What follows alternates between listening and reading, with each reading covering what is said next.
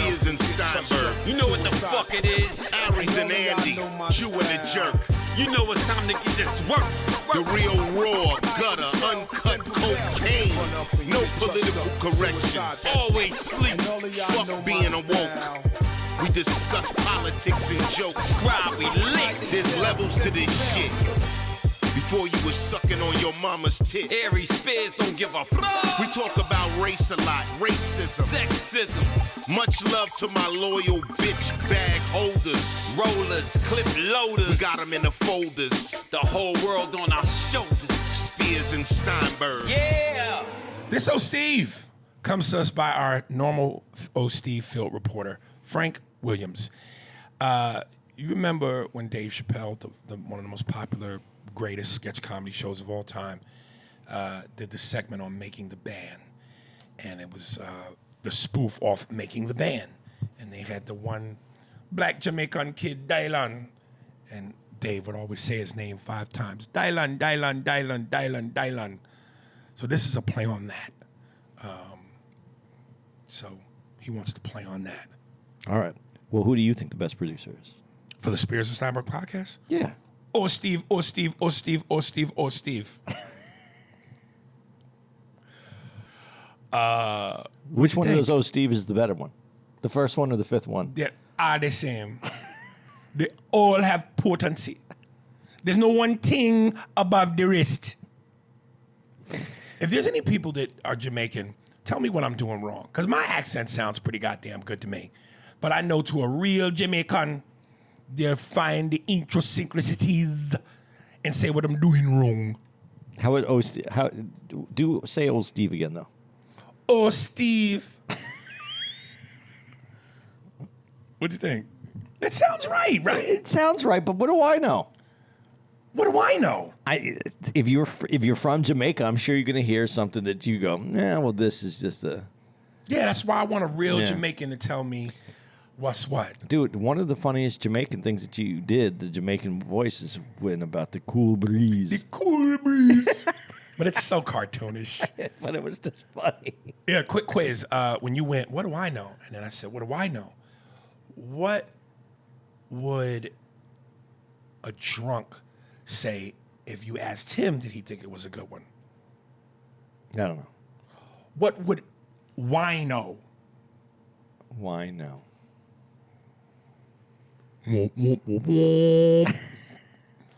Maybe if I did it in a Jamaican accent, it would have came off better. What do I know? I can't remember the A.G. White, comedian A.G. White, white guy out of the East Coast that has all the nigger-isms. I remember shortly after 9/11, he did a joke, and he said if it had been Jamaicans on the plane, 9/11 would have never happened because the fucking terrorists would have been like, we're hijacking the plane. And some Jamaicans would have been like, hold on. We look in the brochure. It don't say nothing about the hijack. What do you mean the hijack? Hijack is hijack. It didn't say nothing in the brochure about the hijack. What the man talking about the hijack? All right, I'm just talking shit till I can find what I'm looking for. Okay, G Weeks. Equalizer 3 and porn titles. What up, A&A? I recently watched a new Equalizer movie, and I'm in agreement with some folks who thought there wasn't enough action in it. I felt it was a real shame because I was hyped from the moment Denzel smashed that gun barrel in the dude's eye and shot the others through his head. I also would have preferred to have seen a more elaborate death to the mafia leader, similar to how Denzel killed the head of the snake in the first Equalizer. It would have been interesting to see Dakota Fanning's character more involved in the action as well. I understand that Denzel is now older, and it made sense for how they put it together. I would definitely see the fourth if he decides to do another one. As far as his acting career thus far, do either of you think he could kill it in a comedy movie? I think I saw an interview where he said it scares him, but I could be wrong. What do y'all think? Now, well, before we get to your porn titles, because we want to end on a fun note, let me address. Listen, dog. It's a bowl of mixed nuts. You can't please everybody. I disagree with you. I thought there was plenty of action. I love the way it built up. I love the fact that, again, with as big a dicks as the bad guys were, the fact that they waited to almost the very end for them to get the payoff, the climactic action, it built it up. I wanted to see Denzel fuck these dudes up. And before that, I thought they gave you a nice little sprinkle of action leading to the big moment. So I don't agree with you there. As far as a fourth, do I think you could kill? Yeah, I'd go see a fourth. Do I think you could kill it in a comedy? Again, I mentioned this on the podcast. I love the fact that he paid respect to comedy. And the fact that you have an A-list actor of that caliber going, yeah, those uncharted waters scare me because comedy's not easy. I'd like to see him do it. I think the best thing he could do is surround himself with a lot of great comics and go off their lead. Maybe even be the straight man to their comedy if he doesn't feel he could be comedic. Your take. Here's what I think, honestly, about... I understand why people wanted more action. I do. But there's a movie for that. And what's... Expendables? No. What's the movie with... here comes I'm having it today really bad. Give me clues. It just came out. With him? No. It just came out. I want to remember his name, but I can't even remember his name. White, black? No, a white dude. Nicest guy in the whole world. Paul Rudd? No. But he makes it's the most action-packed movie ever. It's just been a series. Harrison Ford? No. Jason Statham? Oh, man. A guy from today? Yeah. The Rock? No. Who? I You gotta give me some clue. I'm gonna give you a clue. Let me try to find it.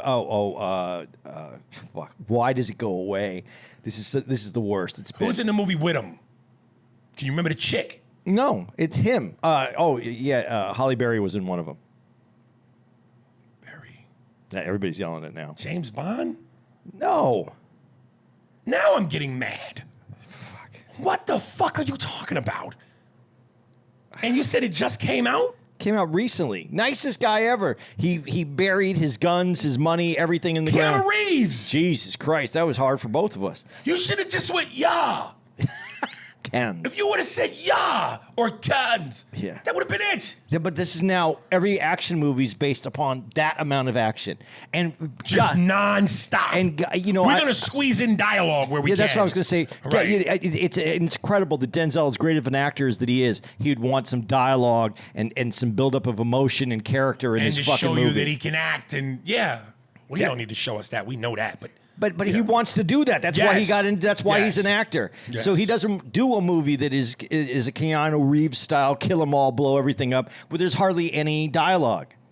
So yeah, I think I understand why you'd want that, because that's what we're shown now that an action movie can have.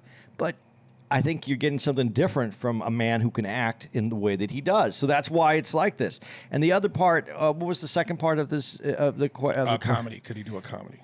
I think now that he's older, I think he might find himself in that Robert De Niro situation where Robert De Niro didn't do comedies for a very long time and then did a few and then kind of enjoyed them. And Well, with the exception of Meet the Fockers series, he played it safe by playing Right. a mafioso type Right. in a comedy. He's still stuck to what he does well as far as that kind of character. and just turned it a little bit. yeah, and you had Billy Crystal to play off And so of. I think that's probably a situation that if the right script came along, that he might try to do something like that. Oh, this is the baby moms. Do you want to? Can I please? Here we go. Yeah, and you know, to surround. That's why I'm saying if Denzel did a comedy, I think the best thing that he could do until he finds his legs, if he's looking for his legs, surround yourself with a bunch of top-notch comedians.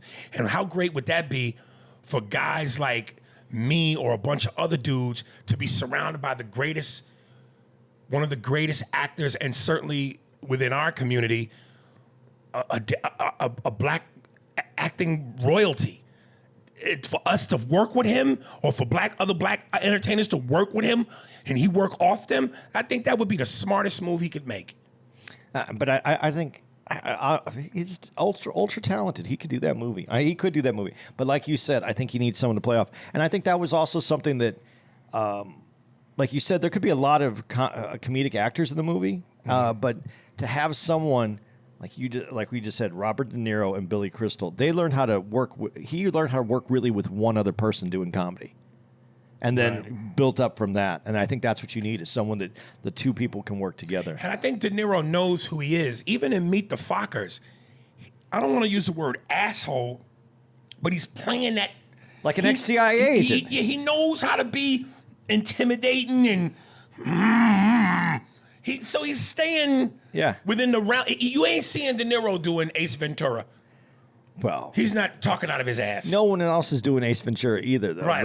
Yeah. Right. But I think that's a good point, though. He's gonna, if he does it, if he finds that other actor that is a comedic actor that he has that rapport with, that they can get that, they can throw those lines back and forth at each other and find the comedy legs that works for him.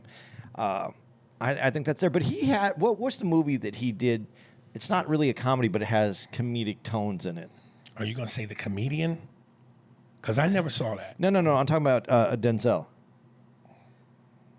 He did a movie that he's a little bit funny in it. A little bit funny. The only movie he did that I knew that was considered a comedy was Heart Condition. That might be it then. Right. Where there's... Yeah, but he was young. Yeah, he's young, and a lot of people are being funny around him. This is like him coming off of St. Elsewhere. Yeah, he's not carrying the funny. No, not at movie. all. Matter of fact, the lead besides him is my man. I can't remember his name. He was the detective in Who Framed Roger Rabbit. It's him and that guy, I think. No, I think I'm fucking that up. Anyway. Anyway. He could do it if he wants to, if he makes that decision. Do you think, certainly couldn't see him doing it now at this age, but let's just say you take 20 years off of Denzel. Could he do John Wick?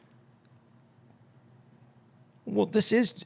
I take the name John Wick out of it. But you just described how it's not John Wick. No, because he has the ability to put more... It's not just about the action. And I'm not saying...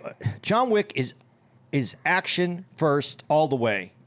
It's action first, second, third, fourth, and fifth. With a little bit of dialogue to get you, Sixth. so that you understand why he's killing everybody. He's killing everybody. Fucking dog. Okay. And it meant a lot to him because his wife, it was the last thing his wife gave him. We know. Right. We can encapsulate the reason he's killing everybody in less than probably 30 words on every single movie. Right. This is a different kind of movie. So if he wanted to make this movie, obviously he shows that he can do action. He could do it. Yeah, dude, I got to say, I'm really frustrated with you, Andy, because you put me through mental hell, and all you had to do was go, yeah. I could have said can. Either one. I would have got it immediately. Because you know what? Dude, I'm telling you, when it happens to Your me, like shit it just it has a sticks. seizure. It's like stuck. Click, click, click, click, click, click, and it's not letting me go past that. I can't go past it. It was hard for me to remember any of the other shit that I even said to you, which I don't even remember what I said now. God damn. When it clicks, when it happens. I'll never give you the combination to a safe. Oh, you can give it to me. I ain't getting in it. I'm not gonna get in it. What if we had a safe that we had a gazillion dollars in, that we had to open up in a certain amount of time, or the money's gone? Write it down. It disappeared. Write it down. All right. His porn names. This is off of Gran Torino.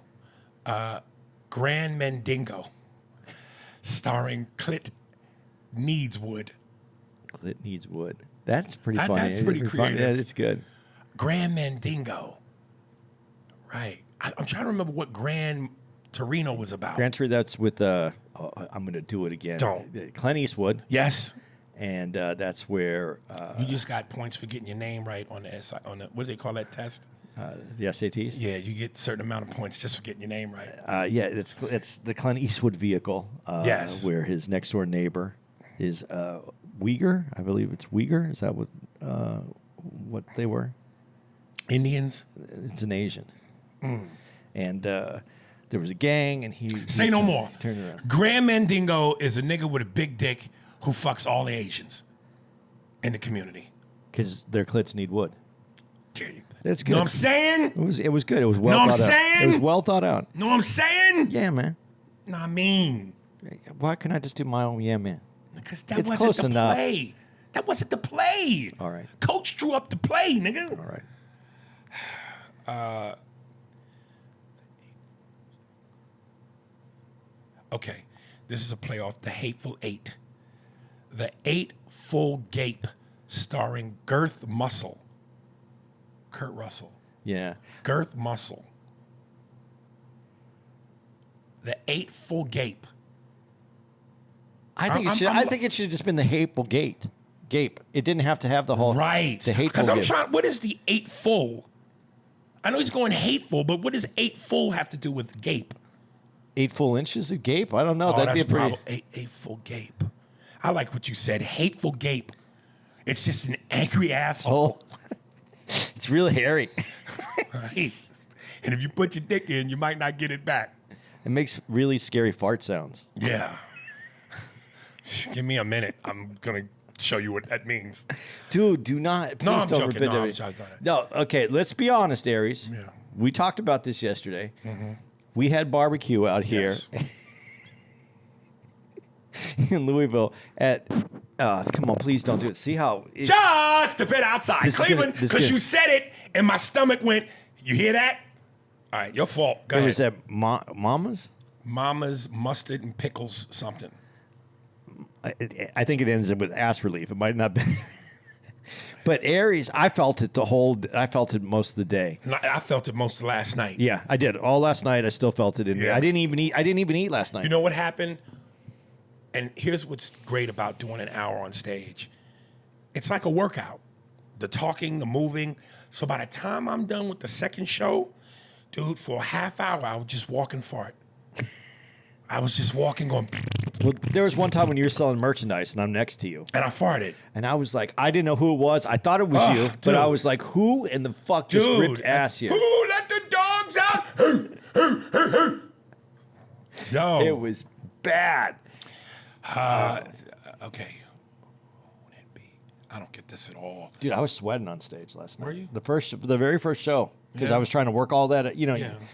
I was sweating. Yeah. But thankfully for me, all right, I felt Denzel right there. All right, thankfully for me, by the time I got done doing a couple walking laps and farting, Yeah. I was ready for White Castle, baby.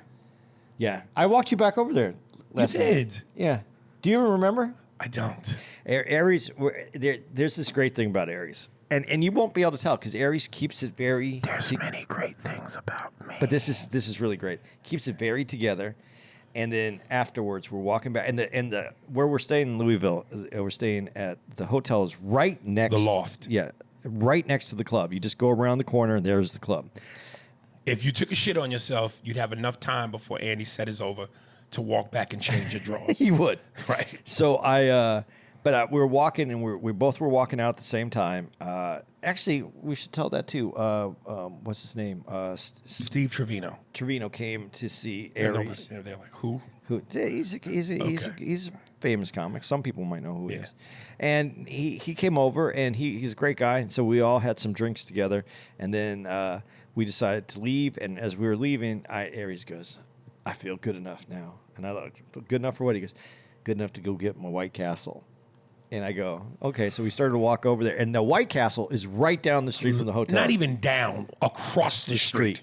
I go, "Do you want me to go? You want me to walk over there?" Because I knew where he was in his realm of drinking. Yes. He looks like he's 100%. Like, okay, let's put it this way: if he was an athlete and he was playing in the game, Aries could play hurt. No one would know that he was hurt. I'll even double down on what you're saying. Only Alfred knows Batman's true identity. So when and again, I never I'm about to puke fucked up. I black out. That's just not me. But I'm saucy enough to where I'm feeling good. But you would never know how good I'm feeling because I can, like Andy said, I hold my shit together. But Andy knows who Batman really is. So he knows Master Wayne is a little on some bullshit. So I go, "Do you want me to walk over there with you?" And he goes, "Oh, that'd be great." And he didn't say it like that, but he said something. Well, it was like that energy. Yeah, that energy. So I go over there with him, and here's where you can tell. I'm going to tell you where people, if you really wanted to know if Aries is fucked up, I'll give you the clue. He'll order his food, and then after he places his order, he'll go over the order again really carefully with the person. And then when the order comes up, He's going to stop everything, no matter how busy it is, no matter how long it goes. Let me check my order. And it doesn't make a difference if it's a drive-through. It doesn't make a difference if it's a walk-up. And he goes through very slowly and checks his order. And then, no matter what, I don't care how much ketchup's in there. I don't care how much of any of the sauces. He's going to ask for more ketchup and more sauces. Which I won't even use them. No, but he needs to have them in the bag. In case. In case. And he puts that all in there. And then he turns around with a big smile on his face and he walks out. That's the only way you know Aries is fucked up. And you know why I do that? Because they fuck you in the drive-thru and they fuck you because they know you're not going to come back. Steve, right after I do that, play the Lethal Weapon. Doo-doo, doo-doo, doo-doo. So I just did the Pesci. Play that, Steve, coming out of that in 3, 2, 1. Okay, let me get to his last one. They just got all that. I did it. Did you get rid of it? I fucking put a flick of my thumb. I didn't understand it anyway, and it was a Jackie Chan reference to porn. So sorry, I flushed the toilet before I was ready. You can put that in the next email you send and add it to the others. Oh boy, The first one was great. I didn't just eat White Castle. I ate the whole building. I ate the castle. All right. God damn it, will you stop it? Juan Vicens. I see the title of it already. Wash towels. By the way, did you take them home? Yeah, of course I did. just- And I thought maybe you were going to be staying there because when you... And you were going to let me use I was them. going to give you the wash. I was going to give you a whole pack. Look, brand new washcloths, Aries. I wouldn't have mind if you did that. But when I give you yours for your birthday, it's coming up. Yeah, September. Yeah. When? 21st. That's next week? Yeah, we're not on the we're on the road on the 22nd. Oh, so you'll be home. On my birthday, and the next day we were on the road. Make sure y'all wish Andy a happy Jew birthday. What's a Jew birthday? It's You send gifts? Send me some gifts. nah, it's a yarmulke cake. Oh yeah. It's a yarmulke cake with the Hanukkah Oh shit! Wait, candles. we're not in Kansas City next week. Where are we? You know, it's the following week that we're in Kansas City. They added a date. They added Tulsa. Bricktown. You know what, Bricktown? I'm sorry, man. I fucked you guys on the last episode because I didn't put you in there. We're going to be in Bricktown in Tulsa, Oklahoma. So that oh fuck by you was premature. Premature. Oh, fucked. We're going to be in Tulsa next week. I feel like the governor called. Pardon you. I got another week to live. Hey, yo, you're coming to Tulsa, you know? I gave you a pardon, Andy. So we're in Tulsa, and then we're there on the 22nd. So that's my birthday weekend. Come out and celebrate, Tulsa. Yeah, man, and I'm going to get you the Martha Stewart's, yo. You know what I mean? If there was a little picture of Martha Stewart on there, that would be even better. I'm going to get you Martha Stewart, nigga. I'm going to have her wipe your ass with her towels. Who is he? I don't know why I turned into the dude, the Lex Luthor. Andy, spread those cheeks as I put these effervescent, I don't know food, spices, and smells. But all right, but you know. find Egyptian cotton. And then find Egyptian cotton up your Jewish ass with a lavender finish. All right. Washed house. What's up, Aries and Andy? I'm the one. Oh! I'm the one who gave Andy the watch towels in Bridgeport. Perfect. I figured it would get a laugh, especially beating you to the punch. I've been a fan for a long time and enjoy your podcast every week. On another note, I think Andy gets a bad rap on the way he overthinks. Well, before you do that, did you see his last brain fart? That's not overthinking. That's the ability. That's the inability to think. Okay. And it seems like he trips over his own theories and thoughts. By the way, my name is Juan, but everyone calls me Luigi since birth. And no. Oh, shit. Ow. I'm not Italian at all. Dude, if my chest was glass and you could see through it, it's like Build-A-Bear, but on the worst side of things. I mean, it's just anarchy, nigga. That's one of my favorite. By the way, I'm gonna forget. I don't know what's wrong with names today at all. I have no fucking clue. But we just did it. You just did his. Stallone. No, Martin Luther King. Oh, you just did on the last episode. He was impersonating. Sam Jackson. Yes, Mr. Glass. That from Unbreakable. That's a great character. That's a great character. If someone is the most breakable, He's a scary looking motherfucker in that with that Frederick Douglass cut. and when he's just on that way they filmed it. Who's the director of that? M. Night 7-Eleven. Oh, M. Night. 11 Ding Dong. M. Night Customer Service. That is a really I like that character. I like that whole premise of that, and it didn't get people didn't love that one. He's weird though. Some people they either like his shit or he's too funky for them. Like Jim Norton couldn't stand him. Shyamalan. Yeah, just thought like you're weird. What the fuck? The Sixth Sense was amazing. Oh, that was That was his first greatest movie, piece but of that work. was his first movie. That movie he did with Mark Wahlberg with the trees. That was. Yeah, some of it is People just, dying. I'm jumping off roofs. I just died. How do I do? Yeah, I can't tell Mark Wahlberg. And no, I'm not Italian at all. I'm Puerto Rican, and I lived in Bridgeport for most of my life, just like your girl, A.B. I'm also in law enforcement with less than 2 years to retire. This is the second time I see you guys in Bridgeport. I know the crowd sucked, but you guys kicked ass. On another note, I was also born in the early 70s, so the 80s rappers are my favorite. I've heard your top 5 rappers, but you never mentioned KRS and BDP. He's always been number one in my opinion. Deuces Luigi. I brought up KRS a bunch of times. Right. So I just want to make sure I get credit for that. And I always said, dude, KRS-One, Rakim, those guys to me were ahead of their time. I'll even throw Big Daddy Kane in that. Incidentally, I'm not sure if Miss Deidre Ann Johnson sent it to me. There's a clip of Mike Jai White on Vlad, and he's basically saying that Sam Jackson is a better actor than Denzel because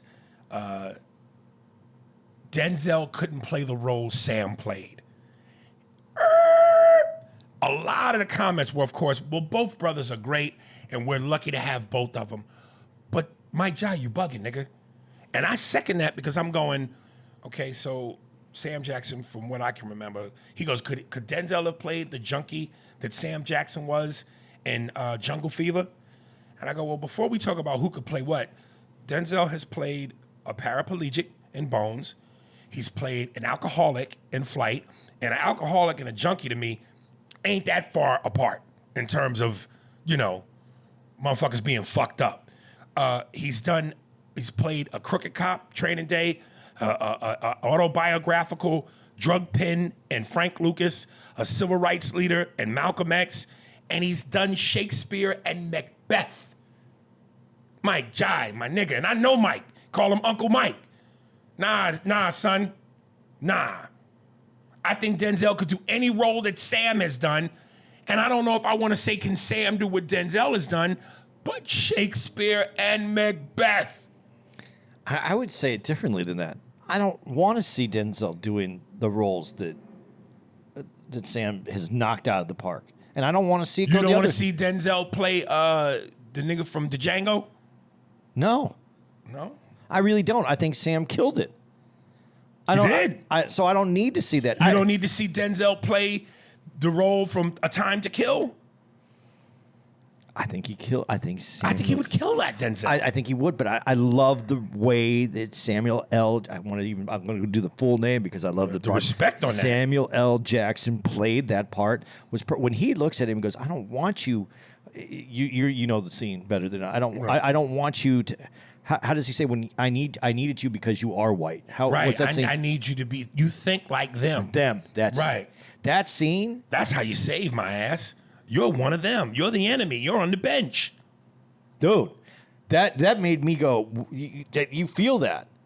You know what? Maybe Denzel hits the notes the right way. But I got goosebumps when I heard Samuel L. Jackson do that. So why do I want to see it that way? You know what's hard is Sam Jackson, and in that scene and in that character, Sam can pull off raggedy and dirt. I don't want to say dirty, but poor and disheveled. Because again, and I'm being funny, but I'm not, he's a creature. Denzel is handsome and smooth and clean in everything he does. Even in Glory, playing an ex-slave, now soldier. He look clean, look smooth. Seeing Denzel as Sam Jackson in a hot, steamy Mississippi, where did it take place? Mississippi? I think so. Yeah, Mississippi jail with all that sweat and the need of a haircut. To just see Denzel dirty like that. We don't see that. So I think that's where he's drawing that from. But as far as the acting chops, like I said, man, Macbeth, Shakespeare, you know how hard it is to do that? Well, Samuel L. Jackson also has an advantage, like when he brought up the junkie part. Samuel L. Jackson talks about going to treatment because he was addicted to drugs. Right. So he has that advantage. So some of those parts are, maybe give some credit to the people who cast. Right. They cast the right people for the right roles. And I'm not saying one can do the other. I'm But sure. you got to realize that at that level, it's not casting. No. Those parts are offered. Yeah, okay, they're offered, but they're. Ain't nobody auditioning. But when you go grab someone and you write that part, you go, I see this person's face in this. When the writer's saying, I see this person, I mean, that goes a long way. They write because of that person's voice. Sometimes, or they go, here's who we want. And if we can't get this A-list actor, we'll damn sure be happy taking that one. Right. But I think that what parts they killed, there's parts that they could have intermingled, and I think each of them would have done just as well. But when there's certain parts that when they capture it, I'm happy that they had those roles. And I think they both have been fortunate, not just, and because this is Hollywood that we're talking about, it's not just always about being good enough, it's about being you're off at the right time where the movie's getting made, right. Everything falls into place. We were fortunate enough that they were able to get those roles and kill it on stage, and we got to see those characters on the stage. It's hard to say someone is better when you can honestly say, I think someone did better in this role than the other one was. You might say this guy's a better actor, but this guy killed this role, and I don't see the other actor killing it. I can't see Sam Jackson in Book of Eli. Maybe. Because in my mind, I'm hearing, motherfucker. I'm hearing Sam Jackson. But Jam, he doesn't have to do that. No, he doesn't. But when you are so constantly, is the word inundated, whatever it is. When Inundated. Yeah, when you constantly know that, yeah, it's hard to separate. Well, it's like Al Pacino's yell. Yeah. You know you're going to hear some kind of yell throughout the whole thing. He doesn't have to do that. It just became part of his Show character. me what you got. Show me what you got.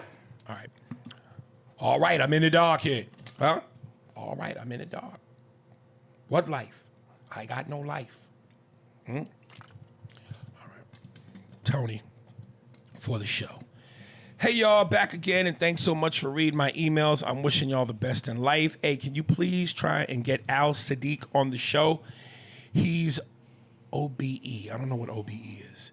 He's OBE, my new favorite comedians. I told you my top 5 are Aries, DL, Cedric, Eddie Griffin, and Chappelle. But this guy's stand-up special, Loss. This man literally had my in tears. I'll make a deal with you. I knew where you go. I'll get Raphael Sadiq on if you get on some other letters and words to help make this a smoother read. $10, a lot of you. Dude, he's a beast. Is he? I've never really watched him. He is. I've been on him a long time on his comedy, and he is. Yeah, it's good. Tears of laughter and genuine tears of losing a loved one, losing a loved.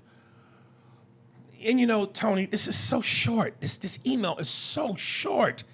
Let me back up. Genuine tears of losing a loved one when he talked about his sister's passing. Oh, well, you made the mistake before that. If you guys are not on him, please watch. Thanks. Yeah, and everything is based. He talks about it real life. He has. Right. A lot of experiences, and he brings comedy to the experiences. Right. He's really good. Even though, again, I've never really seen him from the clips that I've always seen when it's like we're at a comedy club and they're saying coming soon. Am I wrong in saying a little reminiscent of Franklin Ajayi? No, I think you need to see more because he is his own. Right. Okay. But I think you need to see more. Those clips are just, to get you Right. an appetite for it. Right. Henry Perez. Poncho Z MJ response. Hey, A&A, my name is, if you're going where I think you're going, I like you already, Henry. Hey, A&A, my name is Henry. I'm a long-time listener and multiple-time emailer. First, I want to say great job on the podcast. I really enjoyed all the content you guys have been putting out. Now, Aries, I think you need to suspend Poncho Z's theme song and fine him a $10 a lot of money for his very dumb take on MJ. Like when he mentioned the whole Republican thing. So what, MJ was supposed to come out and say, hey, Republicans and white people, don't buy my shoes because I only want my black brothers to buy them. How is that going to help his business? Besides, when you're in the business of making money, you don't see Republican, Democrat, black, or white. You only see green. And with that green, MJ was able to build his empire, and he has been able to help the black community with that wealth. Just because he doesn't seek attention when he does something for his community doesn't mean he isn't doing it.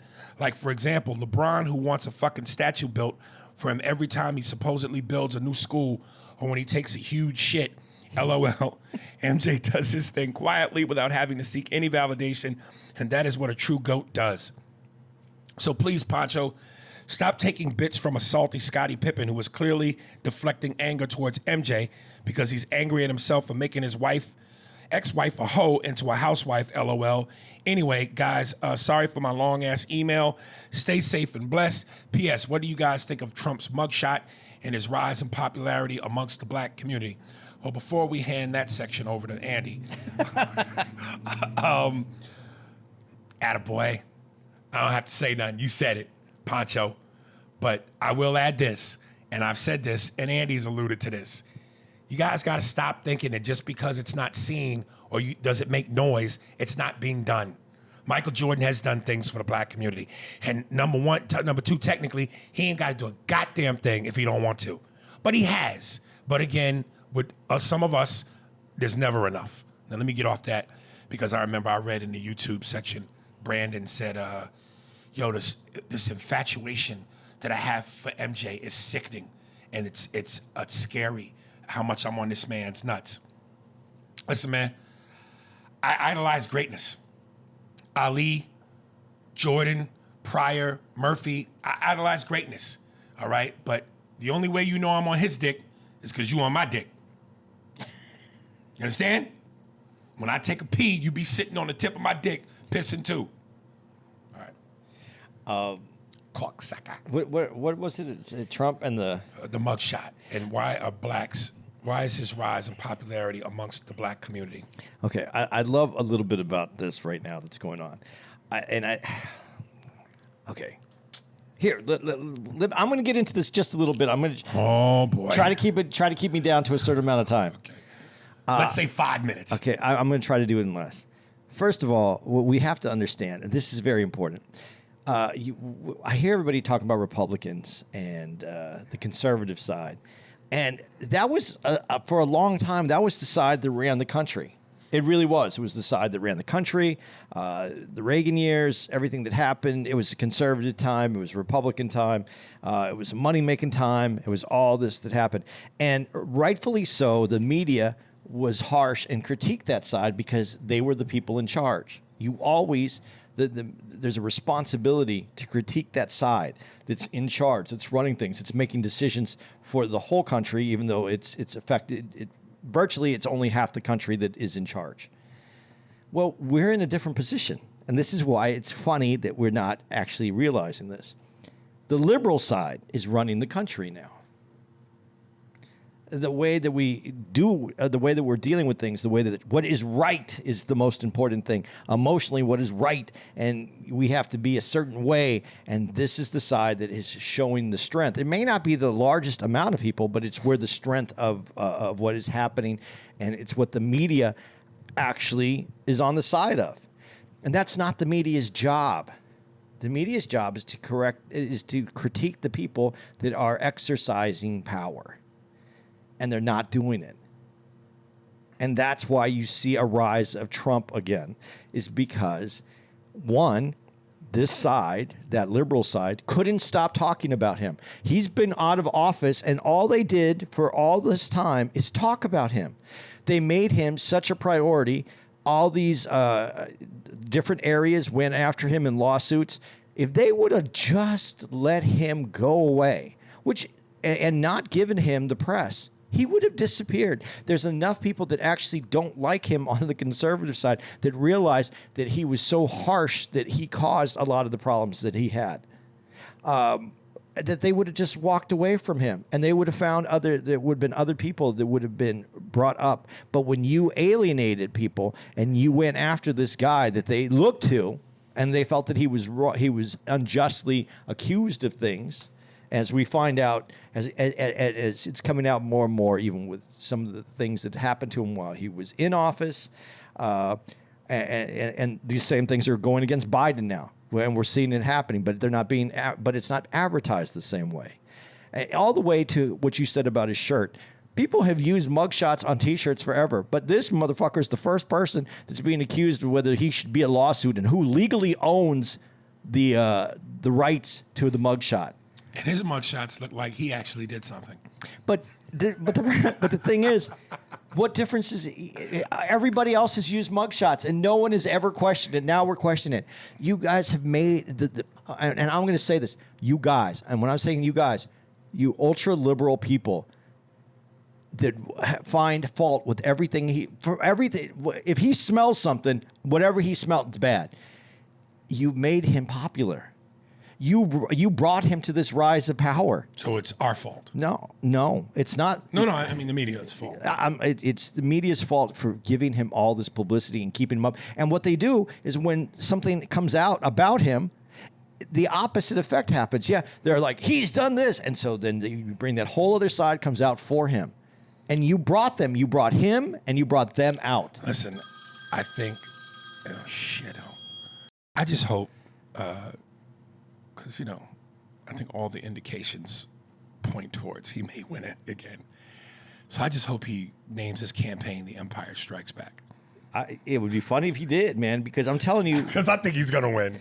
If he's running against Biden, he's going to win. And I'll tell you this, only because as a comic and as a person who loves entertainment, a little bit of chaos is almost fun. I just, it was chaotic, but it was entertaining.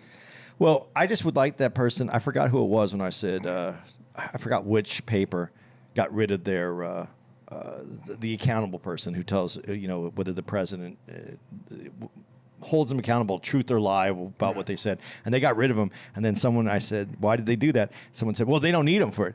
Biden is a career politician. He's lied his whole career. They all lie. I don't understand how people don't understand that if you're a career politician, if you're there for your first term, maybe 2 terms, I'll even give you 3 terms. Maybe your lies are minimal. But if you've been doing it for your career, you lied. You've done things to get by. You have to. That's how the system is wrongly built. And until we get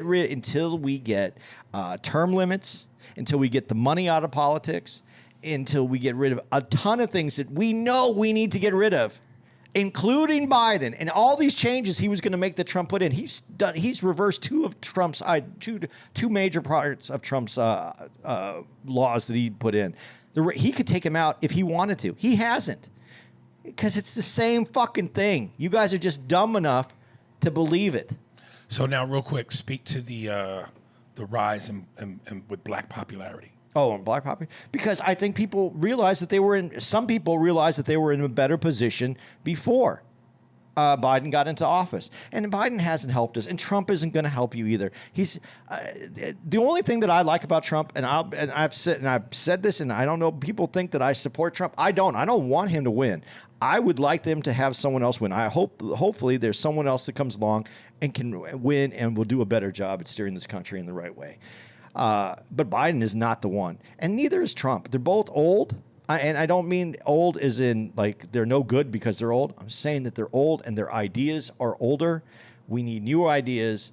I know that sometimes people say the experience makes a difference. Trump didn't have the experience. Biden has the experience that doesn't help us. But times have changed from those generations. This is multi-generations that we have 78, 76 or 78-year-old people in office now. And there's 4 generations now that are eligible to run for office for a president. And we have never had them because these guys are holding on to power because there's so many of them. And they're holding on to that power. And we could do better. And we need to do better. None of these guys are better. If you want to fight which one's better between Trump or Biden, you can have that fight if you want to. I would say that there's someone better out there than Trump or Biden, and we're not seeing them. That's what I would say. If I become president again, I will deal with the lawlessness of all the darkies and the blacks stealing from the stores and running rampant out into the wilderness and the wild. I will put an end to all the lawlessness. What you just said, and what's kind of funny, the lawlessness, the problems that we're having where companies now are leaving cities. What would be wrong with the idea of the lawlessness, fixing the lawlessness? Hey, I'm for it, goddammit. Okay, so If he did that, I'm for it. I'm for that, and I like I said, I applaud him on the, I'll make it illegal for transgenders to compete in women's sports. I support that. Well, there's some basic things that he's for. The other people are acting like it's this nigga, man. But people are realizing that because the things about Trump that people liked and what you're saying, the rise in the black community, I would call some of them common fucking sense. And we're taking a stretch on these other things. We're watching cities like San Francisco, which I think was a great city. It was a fantastic city, but it's not working. There's reasons why it's not working. I live in Hoboken, and I'm looking at New York and happy that I'm not living there because certain things are not working right now. You have to have there is emotional doing things based on emotion is not how we're going to get anywhere because emotions have many sides and we can't do it that way. Listen, we're not going to get anywhere just fighting amongst each other either. We got to find some common ground. But neither of these two are the common ground. We got one that you guys could say is a billionaire. And yes, he's a billionaire. And yes, he doesn't know how other people work. And then you got another person who's made a career off of your tax dollars, living for free off tax dollars. You tell me he knows what you're going through? And he's a better person? At some points, maybe he is a better person. But is he better than you? Nah. We need better people. We have better people in this country. And RFK can't even get on a debate. And they won't debate him because he has better answers. And because he's more in the middle. He's not on either end. He's in the middle because he knows really what this country can do. His family is proof of what this country can do to someone when they decide they don't want him there, when they don't want them to have power. So you guys figure it out on your own. Here we go. Jordan Lamar. Doesn't that sound a little bit like the black community, though? What? When certain elements of the country realize that they don't want you to have the power that you can get. Maybe that's part of the reason why it's the rise in the black community, because the black folks in this country have seen what happens when they rise to power and how it affects certain elements in this country when they rise to power. I hear you getting hard off the subject. Yeah, I'm going to stop now. Jordan Lamar, the Jew and the Jerk. What's up, Aries and Andy? Love the podcast. I'm on episode 90, White Privilege with the great Kyla Lacey. I'm way behind, so I don't know how long it's going to be before I hear your response. If you do, but I'm definitely going to catch up. What I'm messaging you for is your feelings on the word nigga and how white people should never use it. I'm black, mixed of course, but I wear my blackness loud and proud. My friend group is mixed of all races. Real niggas, black men, white niggas, Latinos, and Mexicans. And we all call each other, you guessed it, nigga. It's never out of disrespect. And how I always perceive it was my friend / brother were from the Bay Area, California, and from the same walk of life and streets. I heard what you said about shame on me, and I'm like, damn, I didn't really think about it that deep. I don't feel a negative way about my white niggas saying that. They are my brothers, and ain't nobody gonna touch them without me getting in the way. I love them niggas. No homo. Scale back on some of that love, man. God damn. However, they don't use that word to niggas they don't know out of respect. I don't know. I guess you and others who think that way have no respect for somebody like me. And that hurts, not gonna lie. You're a legend, and I have the utmost respect for you. And I'm a huge fan, and I hate to think that you wouldn't fuck with me and my niggas like that. I still support and regardless. Don't really know why I decided to message you, but I guess I'm asking you if I'm not wrong or how wrong I am in the way of thinking. Sorry to bring up shit from 4 years ago. Yeah, but that shit, a lot of it's still relevant today, so it's not really old. If this isn't you guys' subject matter anymore, excited to see how this podcast evolves. In your podcast timeline that I'm in, we haven't even got to COVID yet, LMAO. Can't wait to hear when it pops off. I love how much of Marvel movie nerd you are, and I'm excited to hear your views on it now. I bet you might be a little disappointed in it like me and most of the fandom. Love how passionate you get about civil matters, and I'm always interested in Andy's take on the subjects. Don't know if it's been said yet, or if you noticed naturally, but I'd like for Andy to get his point across before you jump all over him. Yeah, I've learned to not be so aggressively Pepe Le Pew on him no more. I let him speak, but every now and then he says things that make me want to claw his glasses off. Don't know if to get his point. Still very entertaining. Love the passion you bring and usually side with you, but I'd like to fully understand what he's saying, so I hope you reel in your passion a little longer before you let it explode all over him. That sounds very pornographic. And then you put pause. Andy, I understand your points and what you're trying to say at times. Words and facts matter. Stand your ground, nigga. It actually just came to me how Aries wants you to say the word nigga in the comedic sense, and at times for no reason at all, it seems. No. That's never the case. It's always been within the context of comedy.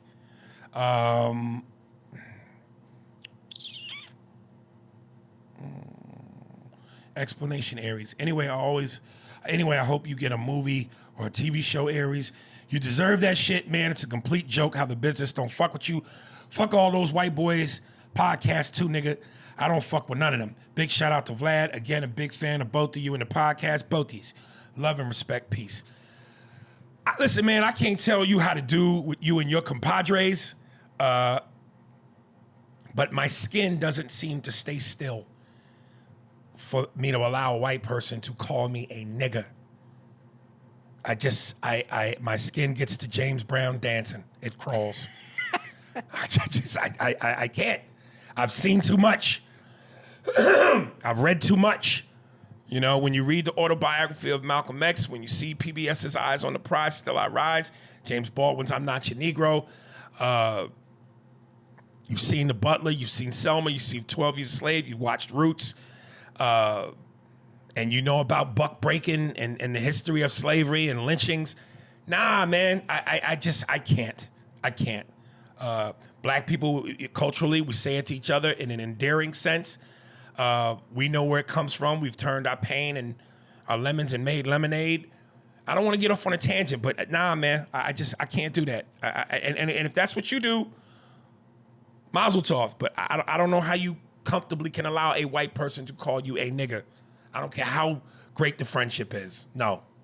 Well, you know, I'm not even gonna. I don't even want to really comment on any of this because you have him backwards listening to this thing from the very beginning to the end, and he's not even going to hear this response for who knows how much longer. So it's pointless to even have this conversation. No, right now. It's not, because when he gets to that part of the chapter, it'll be there. Fantastic. It won't even be meaningful anymore. But here's the thing. It's always meaningful. Here's the thing that I would say to you, that why, you know, what's the difference that you have, how he feels, how he handles his business, and you just gave the point of how you feel about your business and why, you know, you're not judging him, but you're like, I couldn't do that.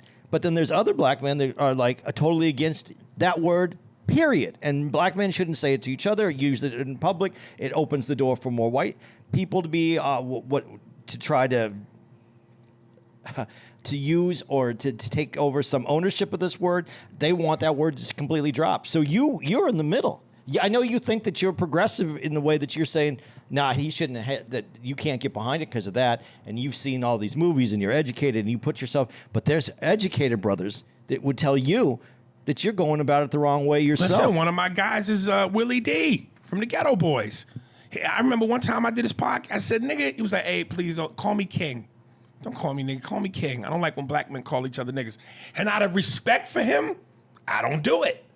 But, you know, at the end of the day, nobody can tell you how to respond to what you want to respond to or how to feel about what you feel about something. So, he's a grown man. He's going to do whatever he is comfortable for him. I'm just speaking for me. No. But could you give the word up completely? I don't feel I have to. But could you? I don't feel I should. It's my word. Okay. You know what I mean? It's my word. And I'll never buy into, well, because we say it, it opens the door. Nah, miss me with that horse shit. Okay, let me ask you this, though. When you found out that Martin Luther King actually used that word, you weren't shocked and taken back by it a little bit? Not at all. Okay. Because that's what black people do. I thought you were taken back by it a little No, bit. I was Okay. taken aback from it because image-wise, that's not what we knew him as. Okay. That's why I said when I was doing that one joke, to be in Atlanta and see him in a picture with a cigarette in his hand. When have you ever seen that? So just, again, that's why I was taken aback by Jordan in The Last Dance. Everything prior to Last Dance was, sometimes I dream, this wholesome image. When with Michael is that, but he's also, bitch, hoe, buckethead motherfucker. He's a nigga.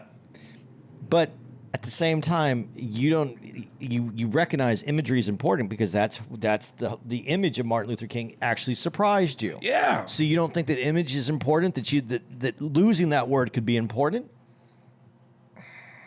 No, because I don't think whether you lose it or keep it, that's the ultimate fight. You know what I'm saying? That doesn't define the ultimate battle, whether or not Martin Luther King said nigga. The ultimate battle was for white folks to give us equality. So what he does behind closed doors, pussy on the side, smoking cigarettes, saying nigga, that's meaningless in the battle for what he was fighting for.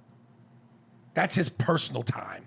In his personal time, if he wants to fuck a side bitch, as immoral as it may be, okay, ain't nobody suffering behind him fucking a side bitch.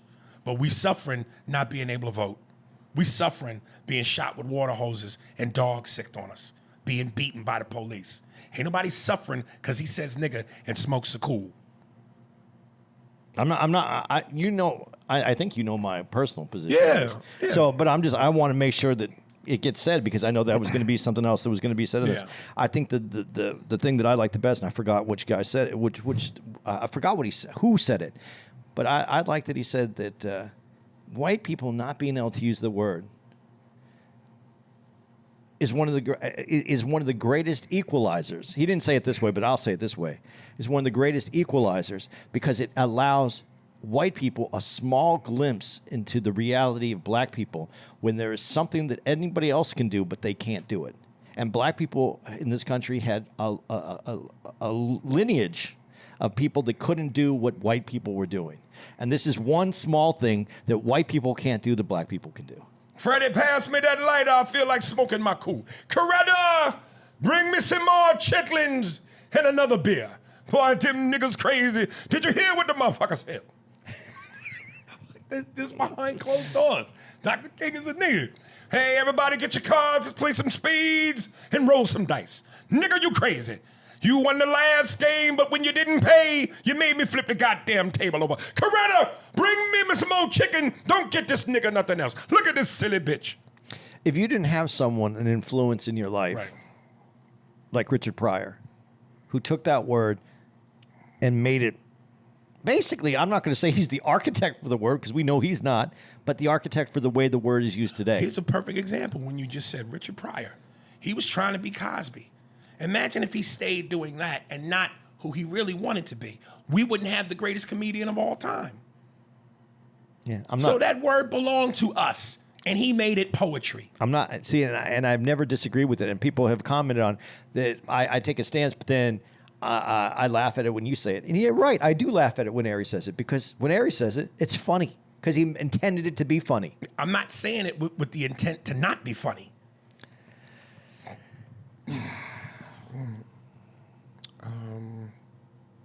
Ollie D. Equalizer 3, no spoilers. Hey, A&A, you guys got to check this movie out.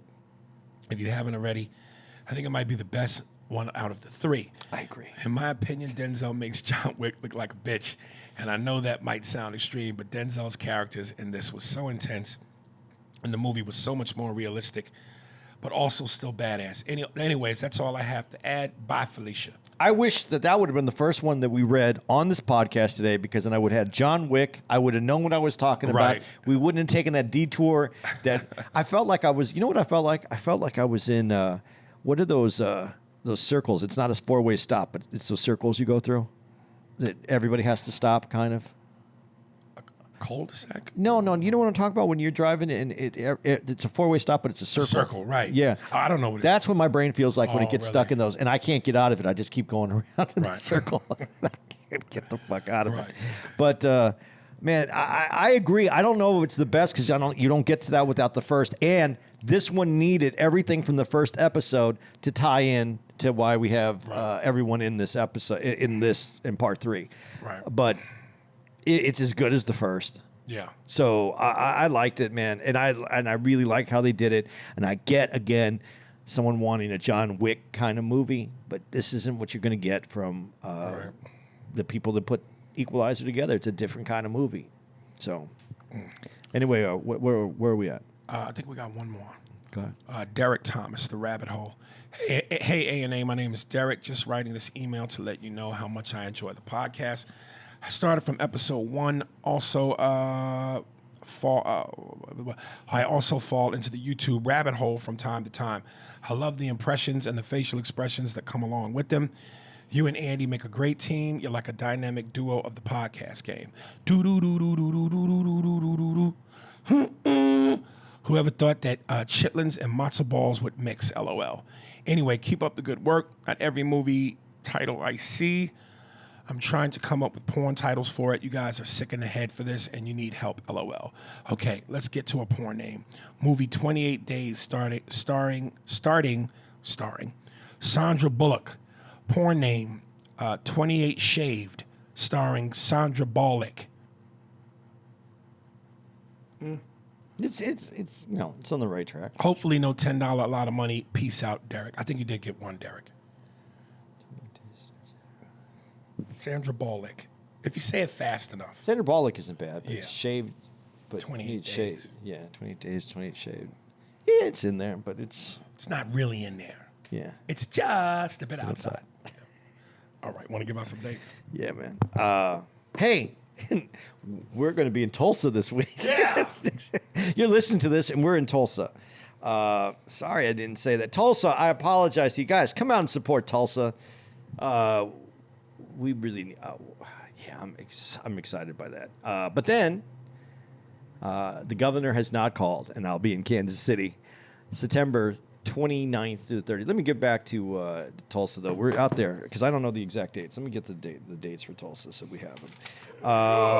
Is that Tulsa, Oklahoma? Yeah. Tulsa King? Yeah. Oh, okay. We're out there the September 22nd through the 24th. We're in Tulsa. Okay, guys?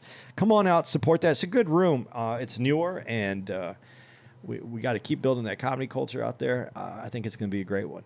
September 29th through the 30th, we're in Kansas City. Come on and check us out. It has potential. October 8th through the 7th, we're going to be at Hartford Funny Bone. That's in Hartford, obviously in Connecticut. It's actually in Manchester, not in Hartford, but it's in that area. October 13th through the 15th, we're going to be at the Orlando Improv. October 19th through the 22nd, we're going to be at the Chicago Improv in Schaumburg, but it's in the Chicago area, 19th through the 22nd. October 26th to the 29th, we're at the Milwaukee Improv. November 3rd through the 5th, we're going to be at Levity Live in West Nyack, New York. November 10th through the 12th, we're at the Improv in Tampa, Florida. November 16th to the 19th, we're going to be at the Improv in Ontario, California. Really looking forward to coming back out there. Guys, Please come out and support, man. The crowds have been so great. It's such a great old-styled room that they don't make anymore. Please continue to come out if you live in that area. Support that club. There's not going to be anything like that if you guys don't continue to support it, because that's a good one, man. November 24th to the 26th, we're going to be at the San Jose Improv. Also a great room, old theater style room. Architecturally, it's a beautiful space. We'll see you in San Jose.